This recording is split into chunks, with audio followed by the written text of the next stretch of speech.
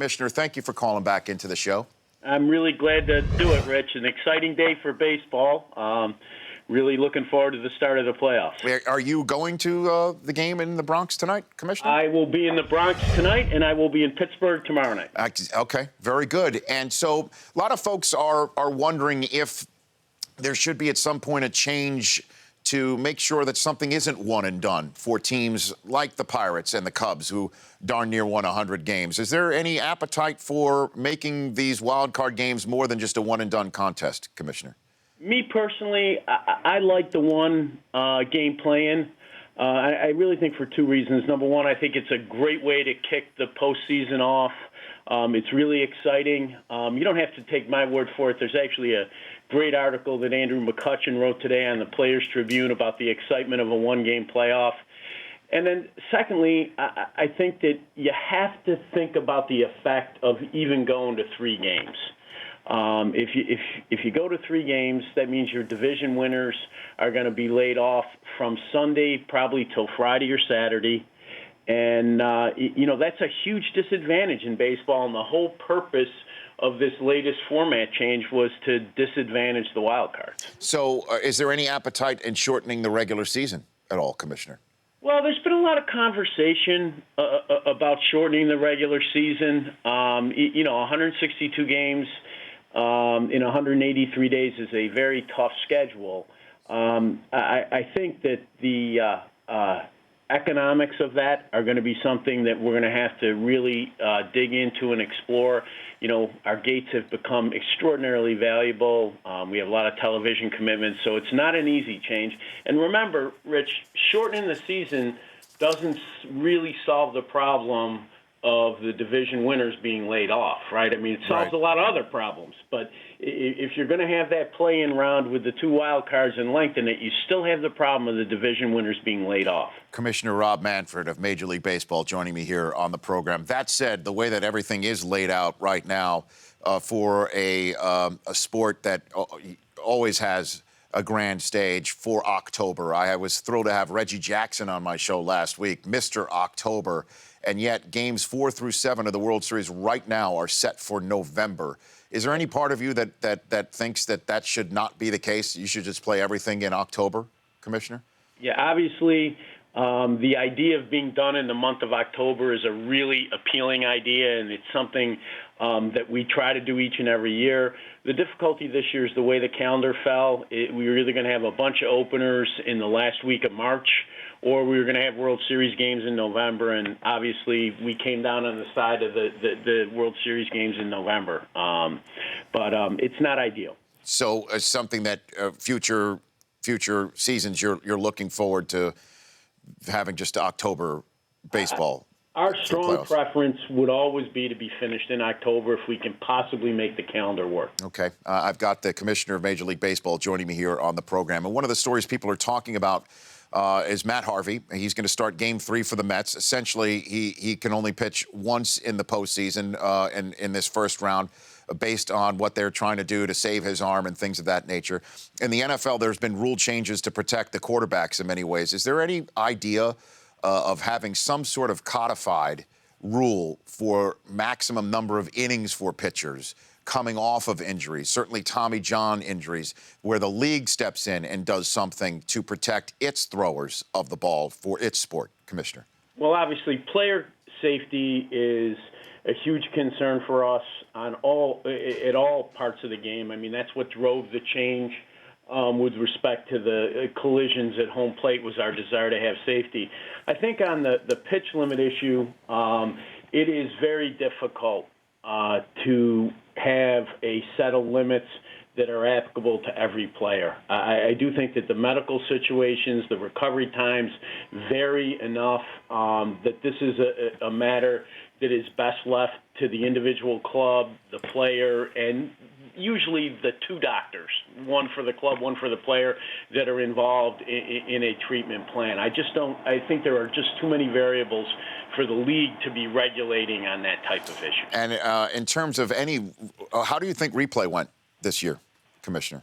What are your thoughts on that? I continue to be a fan of replay, Rich. I think that the challenge for us is to always make the replays as short as they can possibly be and still get the calls right. And I think that the trick there is technology. In a good number of our ballparks this year, we went to super slow motion cameras at first base. Right. Most commonly reviewed play, as I know you know, is out or safe at first. Those cameras are so much more accurate. They allow the umpires to review the play much more quickly, and we need to continue to make those sorts of technological improvements in our ballpark so that we minimize the delay associated with replay. So in terms of also, because I know you're definitely wary of the clock, you wanted to speed the games up this year, and it did appear to work. How did everything go with maybe at other levels of baseball with a pitch clock? Is that something that you're still considering for the major league level? We expanded the pitch clock experiment to AA and AAA, Rich, and they had really, really positive results in terms of time of game. We are still interested in the pitch clock. There will be conversations with the MLBPA during this offseason about pace of game. I suspect those conversations will include the pitch clock, but this is going to be an ongoing effort for us. I think pace of game is going to be an annual challenge for us. We're going to have to continue to make adjustments, and I think that the pitch clock remains an issue that we're interested in discussing. And in terms of an annual discussion, at least almost a daily discussion, at least for those of us in the media, Commissioner, is the Pete Rose situation. I know that you met with him and that you sent out a release that you're not talking about it, but I am mandated to ask, what is your calendar on this subject? Well, what I told Pete when we met, Mr. Rose, was that I would have a decision for him before the end of the calendar year. I'm pretty good about beating deadlines. I don't like to go right down to the last minute. So I think sometime late this year, I will give him a decision. I think when you file a request for reinstatement, you're entitled to an answer in a timely way, and I'm working hard to make sure I give Mr. Rose that. Is it possible that you come up with something that keeps him out of baseball's business but allows him to be on a Hall of Fame ballot, sort of split the difference in a way, Commissioner?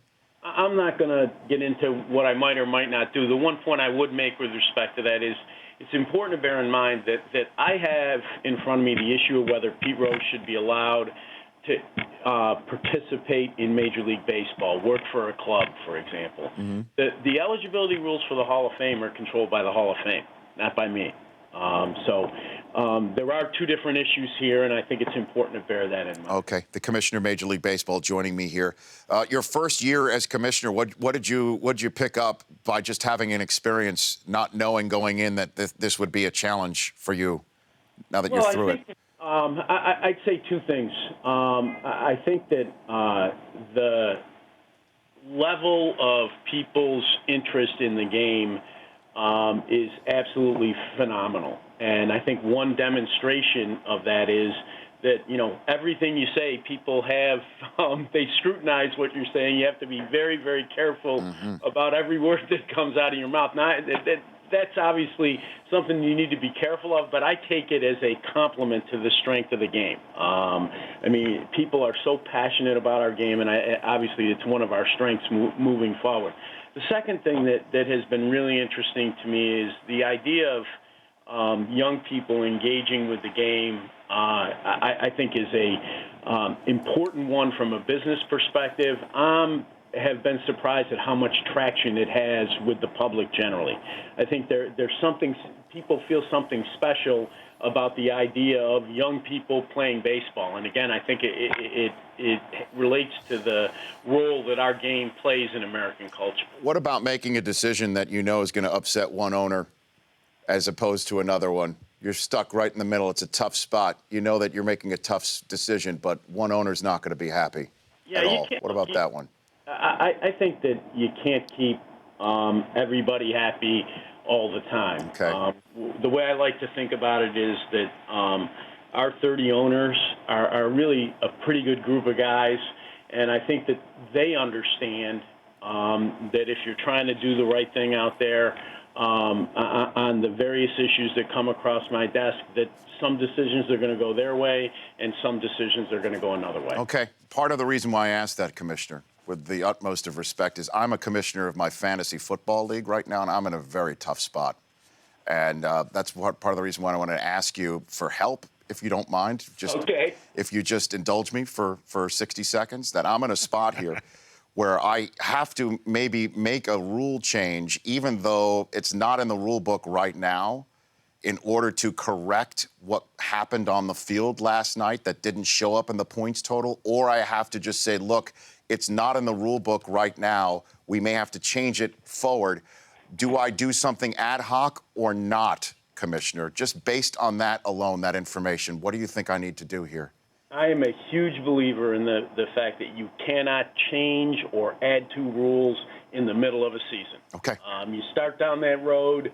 I think it's the road that ultimately leads to discharge, Rich. And so, well, yeah. So it's a self-preservation thing for me, too. Well, I think it's such a fundamental concept that it becomes a self-preservation thing if you get it wrong. Commissioner, I appreciate the time. Good luck for the postseason. I hope it goes as well as you hope. I will be tuned in for sure tonight, and I appreciate the time as always. I look forward to our next chat. Great talking to you, Rich. You bet. That's the Commissioner of Major League Baseball, Rob Manfred. The Rich Eisen Show, weekdays at noon Eastern. On Audience.